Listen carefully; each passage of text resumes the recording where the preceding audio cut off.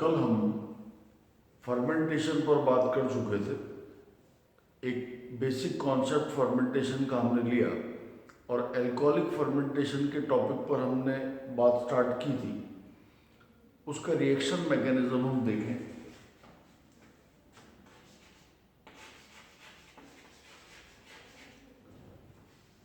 Reaction glucose से start होगी।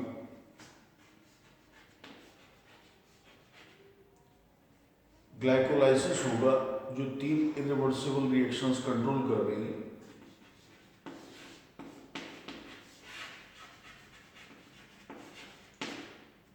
दो मॉलिक्यूल पाइरुवेट के बनेंगे। हम ऑलरेडी जानते हैं कि ग्लाइकोलाइसिस में किसी तरह का डिकार्बोक्सिलेशन नहीं होगा।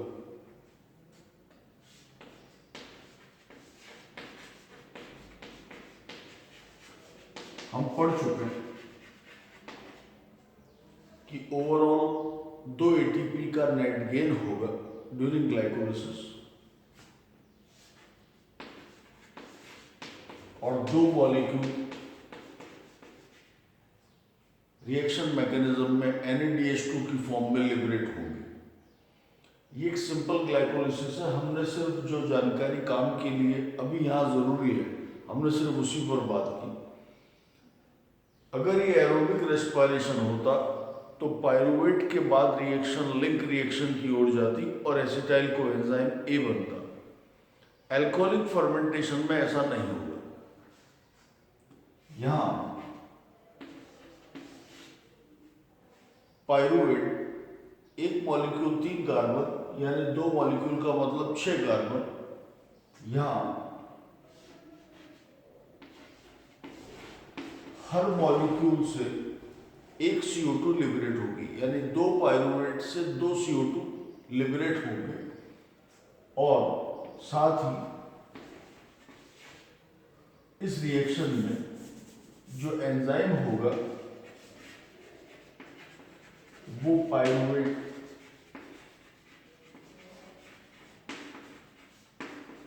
डीकार्बोक्सिलेज होगा। एरोबिक रेस्पिरेशन में भी लिंक रिएक्शन जो चलती है वहां पर डीकार्बोक्सिलेशन होता है, लेकिन वहां साथ ही NADH2 का भी फॉर्मेशन होता है, यानी वो ऑक्सीडेटिव डीकार्बोक्सिलेशन था। यहां इस प्रोसेस में सिर्फ डीकार्बोक्सिलेशन होगा और डीकार्बोक्सिलेशन से 2 मॉलिक्यूल एसिटाल्डिहाइड के बनेंगे। एक मॉलिक्यूल एसिटाल्डिहाइड का मतलब है 2 कार्बन, यानी 2 मॉलिक्यूल बनने का मतलब है कि 4 कार्बन लिबरेट हो गए। 4 कार्बन यहाँ, 2 यहाँ, 6 कार्बन टोटल हो गए।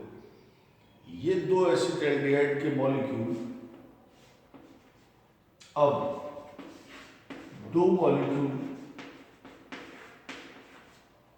अल्कोहल में कन्वर्ट होंगे। अंडरस्टूड है?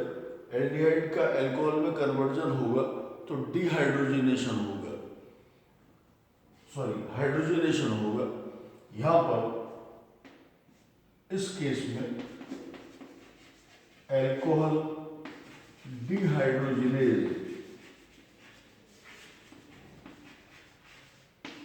एंजाइम काम आएगा। ADH के नाम से हमने लिखा, ADH अल्कोहल डिहाइड्रोजिनेज, और इस रिएक्शन में 2 मॉलिक्यूल NADH2 के इस्तेमाल होंगे। देखिए कुछ खास बात है यहां इस अभिक्रिया में। ग्लाइकोलाइसिस हम समझ चुके हैं ऑलरेडी। इसके अलावा डिकार्बोक्सिलेशन हो रहा है इस पॉइंट पर। एरोबिक रेस्पिरेशन ऑलरेडी हमने पढ़ा हुआ है, वहां पर it was oxidative decarboxylation and here it is only decarboxylation. Acetaldehyde का फॉर्मेशन हुआ, उसके बाद अल्कोहल बना और 2 NADH2 यूटिलाइज हुए। हमने पहले भी कहा, यहां हमने एक वर्ड यूज किया था इंट्रामॉलिक्यूलर ऑक्सीडेशन, यानी NADH2 किसी रिएक्शन से बनने के बाद इलेक्ट्रॉन ट्रांसपोर्ट में नहीं जाता और वो उसी रिएक्शन मैकेनिज्म में दोबारा काम आ जाता है। यानी एक रिएक्शन NaDH2 देगा और वो NaDH2 किसी दूसरे रिएक्शन में काम आ जाएगा। यहाँ एग्जैक्टली ऐसा ही हो रहा है। NaDH2 यहाँ पर प्रोड्यूस हुआ जो 6 ATP का इक्विवेलेंट था, 2 मॉलिक्यूल है, पर मॉलिक्यूल 3 ATP, और NaDH2 यहाँ यूटिलाइज हो गया। यानी NaDH2 बना रिडक्शन प्रोसेस है, जिससे NaDH2 बना, हाइड्रोजनेशन हुआ, और ये डिहाइड्रोजनेटिंग मॉलिक्यूल यहाँ आकर वापस अपना हाइड्रोजन इस रिएक्शन को प्रोवाइड कर देता है। यानी रिडक्शन प्रोसेस से ये बना और यहाँ आकर ये ऑक्सीडाइज होकर NAD की फॉर्म में वापस निकल जाएगा। This is what is called intramolecular oxidation. Plus इस पूरे प्रोसेस में जो अल्कोहल डिहाइड्रोजनेज एंजाइम है, इस एंजाइम के साथ जिंक भी काम आएगा।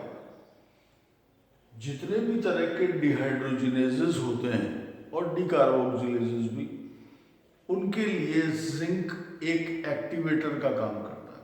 ये याद रखने लायक बात होगी।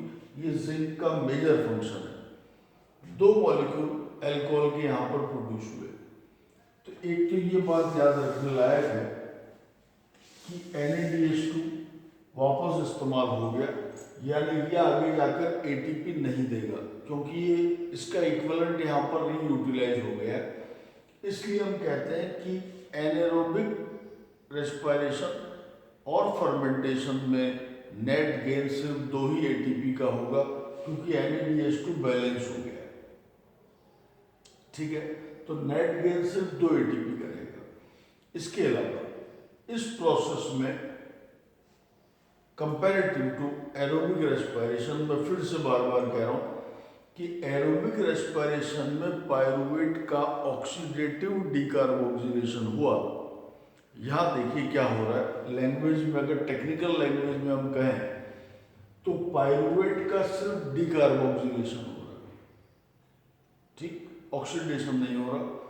प्लस एसिटाल्डिहाइड का रिडक्शन हो रहा है, क्योंकि NaDH2 की हाइड्रोजन की एंट्री हो रही है, तो इसका तो हुआ डिकार्बोक्सिलेशन और इसका हुआ रिडक्शन। इस प्रोसेस में रिडक्शन हो रहा है। कल्चर्स में शुगर्स को फर्मेंट करने के लिए जब ईस्ट को उसमें मिक्स किया जाता है, तो हमने शुरू में बात किया था कि बकनर ने जाइमेज कॉम्प्लेक्स आइसोलेट किया, and he was first to discover कि लिविंग ईस्ट सेल की ज़रूरत नहीं है। ईस्ट सेल का एक्सट्रैक्ट से उसने जाइमेज कॉम्प्लेक्स को आइसोलेट किया। ये जो 2 एंजाइम है, पायरुवेट डीकार्बोक्सिलेज और अल्कोहल डिहाइड्रोजिनेज, इन्हीं को मिलाकर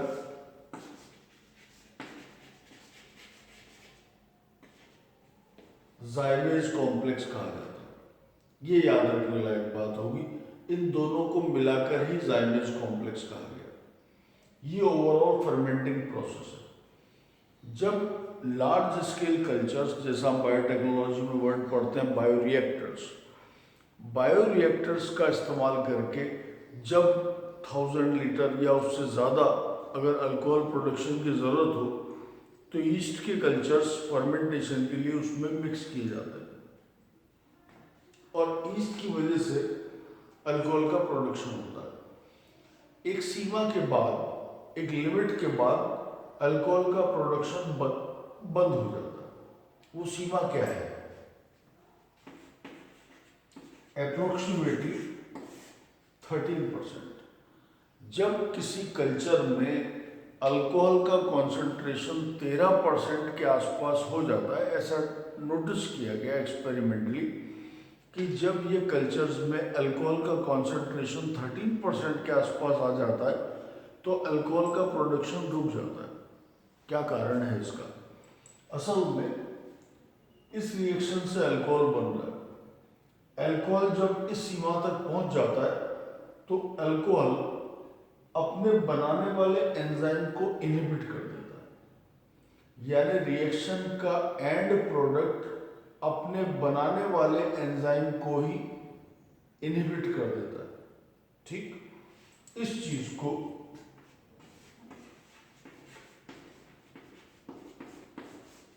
फीडबैक इनहिबिशन कहा जाता है। When the end product of reaction stops or inhibits the enzyme forming itself, it is said to be feedback inhibition. इसका इनिबिशन हो गया तो अंडरस्टूड है ये कन्वर्जन नहीं हो पाएगा, acetaldehyde will not convert into alcohol. तो क्या होगा, तब ये होगा कि ये प्रोडक्ट एसिटाल्डिहाइड कल्चर्स में इकट्ठा होता चला जाएगा, ये बन नहीं रहा क्योंकि ये एंजाइम इनहिबिट है, तो अंडरस्टूड है ये इकट्ठा होगा और ये पॉइजनिंग कॉज करता है, विषैलापन कॉज करेगा, विषाक्तता कॉज करेगा, जिसकी वजह से ईस्ट कल्चर्स की मृत्यु हो जाती है, उनकी डेथ हो जाती है। तो जब अल्कोहल का कंसंट्रेशन किसी कल्चर में 13% या उसके आसपास हो जाए या इसको क्रॉस कर जाए, तो इस एंजाइम का फीडबैक इनहिबिशन होने से इसका एक्यूमुलेशन होगा और इस एक्यूमुलेशन की वजह से ईस्ट कल्चर्स की डेथ हो जाती है। ये याद रखने लायक बात होगी।